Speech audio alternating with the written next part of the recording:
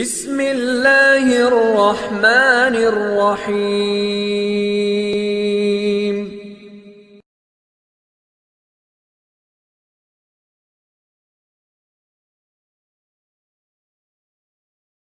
الحمد لله نحمده ونستعينه ونستغفره ونعوذ بالله من شرور أنفسنا ومن سيئات أعمالنا من يهده الله فلا مضل له ومن يضلل فلا هادي له أشهد أن لا إله إلا الله وحده لا شريك له وأشهد أن محمدا عبده ورسوله أما بعد.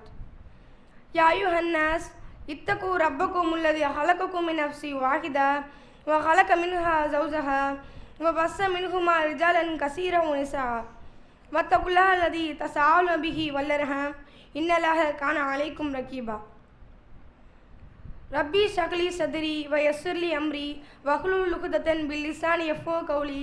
ربي زدني علما ربي زدني علما ربي زدني علما. விண்ணையும் மண்ணையும் படைத்து அதில் என்னையும் உங்களை படைத்த எனது இறைவனுக்கே புகழ் அனைத்தும் என்று எனது இறைவனை போற்றி புகழ்ந்தவளாய் எனது உரையை ஆரம்பம் செய்கிறேன். எல்லாம் வல்ல அல்லாவின் நல்லடியார்களே, உங்கள் முன் எனக்கு கொடுக்கப்பட்டுள்ள தலைப்பு இரவு தொழுகை.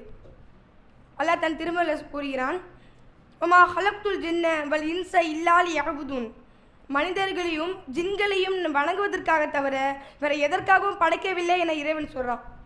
நபி ஸல்லல்லாஹு அலைஹி வஸல்லம் அவர்கள் முஸ்லிமான நமக்கு ஏராளமான வணக்க வழிபாடுகளை கற்றுருந்துருக்காங்க. தொழுகை, நோன்பு, ஜக்காத்து, ஹஜ்ஜு இப்படின்னு ஏராளமான வணக்க வழிபாடுகளை கற்றுருந்துருக்காங்க. அதில் சிறந்ததாகவும் இன்னும் அல்லாஹ்வுக்கு மிக விருப்பத்துக்குரியதாகவும் இந்த தொழுகை இருக்குது. ஆரம்பத்தில் ரசூல்லா காலத்துலலாம் இந்த தொழுகை 50 வக்துக்கள் தொழுகணும்னு அல்லாஹ் கட்டளையாக்கி வச்சுருந்தான். அப்புறம் மக்களுக்கு பாவம், மக்களுக்கு தொழுக முடியாது, என்னோட சமுதாய பாவம்னு சொல்லிட்டு ரசூல்லா கொஞ்சம் கொஞ்சமாக தொழுகை கொடுத்து 5 வக்துக்களாக ஆக்கினாங்க. ஆனால் இன்றைய சமுதாயத்துக்கு, இன்றைய கால மக்களுக்கு இந்த 5 வக்துக்கள் கூட சரியாக தொழுகிறது கிடையாது. ஏதாவது வேலை ஏதான்னு சொல்லிட்டு சரியாக தொழுகிறது கிடையாது. ஆனால் மறுமையில் கேட்கப்படும் முதல் கேள்வி எது தெரியுமா? ரசூல்லா சொல்கிறாங்க, அவ்வளுமா யுஹாசபு பிகில் அபுது சொலாத்துஹு. அடியான் முதலில் விசாரிக்கப்படுவது அவருடைய தொழுகையை பற்றி தான் ரசூல்லா சொல்கிறாங்க. முஸ்லீமான அடியான் உலகத்தில் எவ்வளோ செயல்கள் செய்தாலுமே முதல்ல எதில் பற்றி திரும்ப விசாரிக்கப்படும்? நீ தொழுதியான்னு தான் அல்லாஹ் கேட்பான். நான் இவ்வளோ உனக்கு வழங்கினேனே, இவ்வளோ அருள் கொடை உனக்கு வழங்கினேனே, எனக்கு நன்றி செலுத்தினியா? இவ்வளோ எனக்கு தொழுதியா? நீ கேட்டதெல்லாம் தந்தனே, உன்னை இப்படி வாழ வச்சனே, எனக்கு தொழுதியான்னு நல்லா கேட்பான். அந்த நேரத்தில் முஸ்லீமான அடியான் என்ன பதில் சொல்லுவான்? இதெல்லாம் அறியாமே சில மக்கள் என்ன செய்கிறாங்க, தொழுகையை விடக்கூடியவர்களாக இருக்காங்க. சில மக்கள் எப்படின்னா இதை அறிஞ்சுமே தொழுகையை அலட்சியம் செய்கிறாங்க. என்னன்னு கேட்டால், இப்போ தானே 20 வயசாகுது, 25 வயசாகுது, பார்த்துப்போம் தொழுதுப்போம், இப்போ நம்ம இஷ்டப்படி இருந்துக்கிட்டு 40-50 வயசில் பாவமன்னிப்பு தேடிக்கிட்டு தொழுதுக்கலாம்னு நினைக்கிறாங்க. மனிதனுடைய மனநிலை எப்படி தெரியுமா? மரணம் இப்போ வராது, வயசான பிறகு தான் மரணம் வரும்னு நினைத்து கொண்டு இருக்காங்க. ஆனால் நேற்று பிறந்த குழந்தை இன்றைக்கி இறந்து போகுது. இப்படிங்கிற அளவுக்கு மரணம் நெருங்கி கொண்டே வருது. எத்தனை பேர் இறந்து போனாலும் மனிதர்கள் அதை மட்டும் புரிஞ்சுக்க மாட்டாங்க. மரணம் எப்போ வரும் என்பது யாருமே அறிய மாட்டாங்க. அதற்குள்ளேயே நம்ம எல்லாம் நன்மையை சேர்க்கக்கூடியவர்களாகவும் தொழக்கூடிய மக்களாகவும் இருக்கணும். நம்ம தொழாமல் இருந்தோம்னா ரசூல்லா எதுக்கு திரும்ப ஒப்பிடுறாங்க? ரசூல்லா சொல்கிறாங்க, இன்ன பைனர் ரஜுலி பைனர் சிரிக்கி வல் குஃப்ரி தர்க்க சொலாத்தி. இணை வைப்பாளர்களுக்கும் முஸ்லீமான அடியானுக்கும் இதே உள்ள வேறுபாடு தொழுகையை விடுவதாகவும் ரசூல்லா சொல்கிறாங்க. அப்போ நம்ம தொழுகையை விட்டுட்டோம் அப்படின்னா அவர்களுக்கும் நம்மளுக்கும் இடையே உள்ள வேறுபாடு உடஞ்சிரும், நம்மளும் அவர்களை போன்று ஆயிடுவோம். இன்னும் ரசூல்லா சொல்கிறாங்க, இன்னல் அகுதல்லதி பைனனா பைனகுமு சொலாத்த வமன் தக்கராக ஃபகது கஃபர.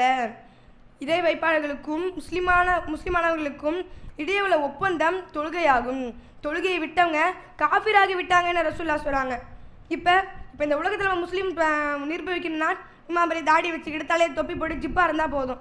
இந்த பெண்களை எடுத்துக்கொண்டா தலையில் ஹிஜாப் அணிஞ்சிக்கிட்டு புர்கா போட்டு போனால் இந்த உலகத்தில் முஸ்லீம் நிரூபிக்க முடியும்.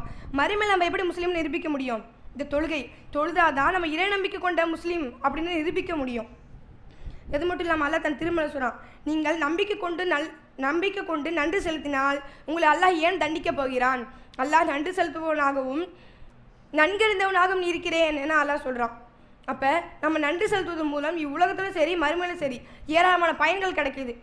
உலகத்தில் என்ன அப்படின்னா, இந்த உலகத்தில் அல்லாஹ்க்கு நன்றி செலுத்தணும், அல்லாஹ் கொடுத்ததுக்கு நன்றி செலுத்திட்டு இருந்தோம் அப்படின்னா அல்லாஹ் நம்ம வீட்டில் பரக்கத்தை ஏற்படுத்துவான்.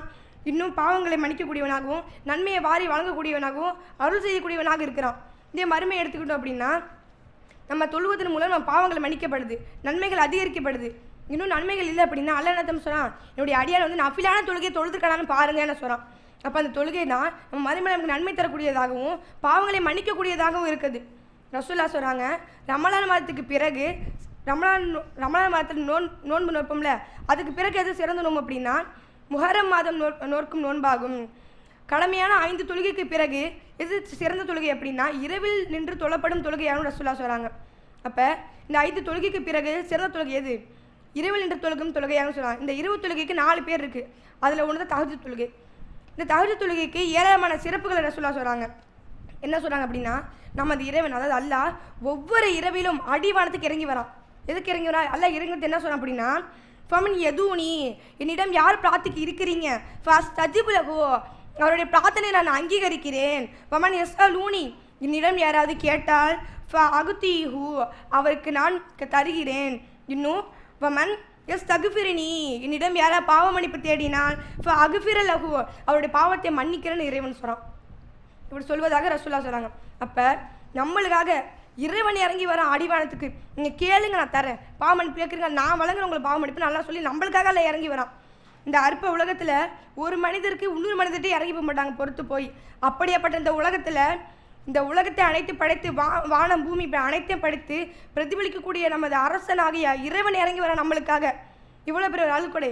இப்போ இந்த உலகத்திலேயே இப்போ ஆட்சி செய்கிறாங்க, ஒரு நாட்டு ஆட்சி செய்கிற பிரதமர் இருக்கான்னு வச்சுங்களேன், நம்மளுக்காக இறங்கி வந்துடுவாங்க. நம்ம முன்னாடி வந்து கேட்க முடியுமா? நம்மள்கிட்ட முடியாதுல்ல. நம்ம மனிதர்கள் தானே இப்போ அவங்கள்ட்ட போய் தேவை கேட்கக்கூடியவர்களாக இருக்கிறாங்க. அங்கேயும் அலைஞ்சு அல்ல நமக்காக இறங்கி வரான். அது மட்டும் இல்லாமல் மனிதராகப்பட்டவன் எப்படி தெரியுமா இருக்கிறான்? இந்த அற்ப சுகமான உலகத்திலேயே வாழக்கூடியவனாக இருக்கிறான். அதுக்காகவே முக்கியத்துவம் கொடுக்கக்கூடியவனாக இருக்கிறான். உதாரணத்துக்கு இப்போ ஃப்ளிப்கார்ட், மீஷோ எல்லாம் எடுத்துக்கிட்டோம்னா நைட்டு 1 மணிக்கு ஒரு ஆஃபர்.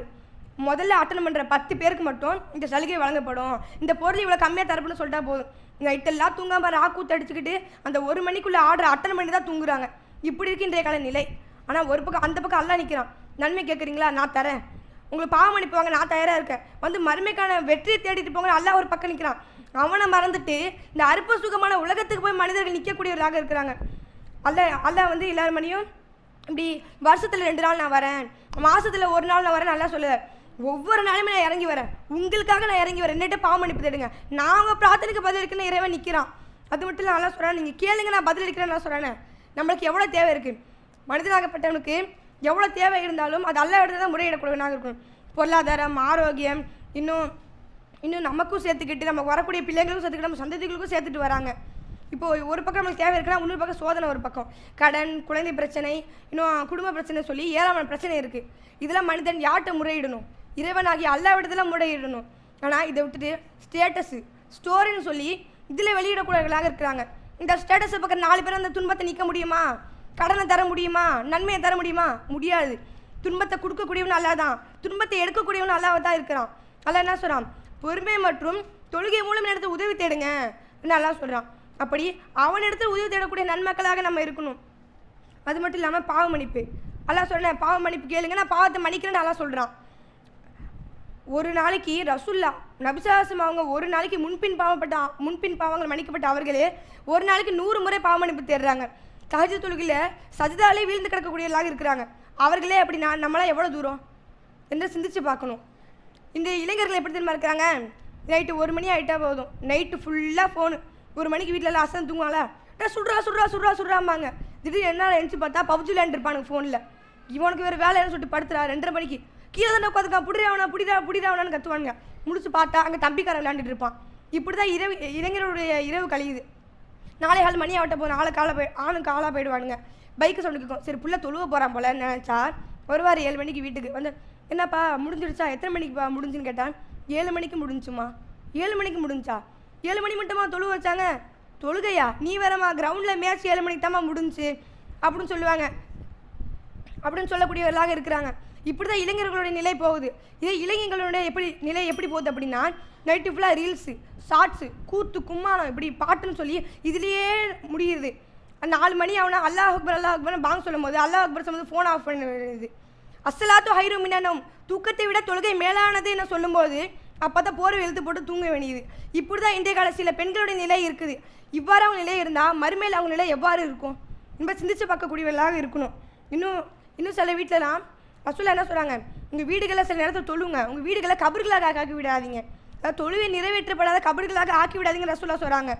இங்கே வீடு மாளிகை மாளிகை கட்டி வச்சுருந்தா பத்தாது, அது வீடு தான். ஆனால் தொழுகாமல் இருந்தால் அது வந்து கபருக்கு சமமானது ரசூலுல்லாஹ் சொல்கிறாங்க. சில வீட்டில் உள்ளே போய் பார்த்தா குர்ஆனா அடுக்கியிருக்கும், சல்லாவாக இருக்கும்.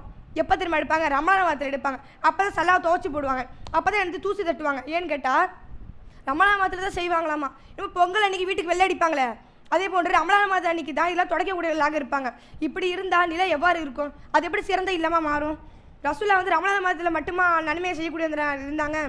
எல்லா நேரமும் தொழக்கூடியவர்களாக இருந்தாங்க. சில நேரத்துக்கு கால் வீங்கும் அளவுக்கு நின்று தொழக்கூடியவர்களாக இருந்தாங்க. அந்த அளவுக்கு நம்ம தொழுகிறோம். அவங்க தொழுகையோட நம்ம தொழுகையை ஒப்பிடும்போது கால் தூசிக்கு கூட ஈடாகாது.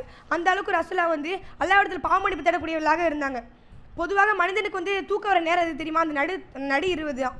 இந்த 2 மணிலேருந்து 4:30 மணி இதே மாதிரி நேரத்தில் தான் மனிதன் ஆழ்ந்த தூக்கத்துக்கு போகிறான். அந்த இடத்துல தான் அல்லாஹ் ட்விஸ்ட் வைக்கிறான். இந்த இடத்த எனக்கான எந்திரிச்சு தொழுவு, நீ கேளு, நான் தரேன், நல்லா ட்விஸ்ட் வைக்கிறான் அந்த இடத்துல. இப்படி ரசூலுல்லாஹ் பல ஏராளமான சிறந்த தொழுகைகளை சொல்லியிருக்காங்க. அதை விட்டுட்டு மக்கள் ரசூலுல்லாஹ் சொல்லாத தொழுகையான தஸ்பீஹ் தொழுகை, கலா தொழுகைன்னு சொல்லி ஏராளமான தொழுகைகளை தொழுகிறாங்க. இன்ஷா அல்லாஹ் இனி வரக்கூடிய காலத்தில் ரசூலுல்லாஹ் சொல்லி தந்த சிறந்த தொழுகையான தஹஜ்ஜுத் தொழுகையை தொழக்கூடிய மக்களாக இருக்கணும். இன்னும் அல்லாஹ் தன் திருமறை சொல்றான், இன்ன ஸலாத்த தன்ஹா அனில் ஃபஹ்ஷாஇ வல் முன்கரி. நிச்சயமாக தொழுகை வெட்கக்கேடான காரியத்தில் இருந்தும் தீமையை விட்டு தடுக்கிறது என இறைவன் கூறியதை நிறைவூட்டுகிறாக எனது உரையை நிறைவு செய்கிறேன். வாஹித் வலன்னா அல்ஹம்துலில்லாஹி ரப்பில் ஆலமீன். அஸ்ஸலாமு அலைக்கும் வரஹ்மத்துல்லாஹி வபரகாத்துஹு.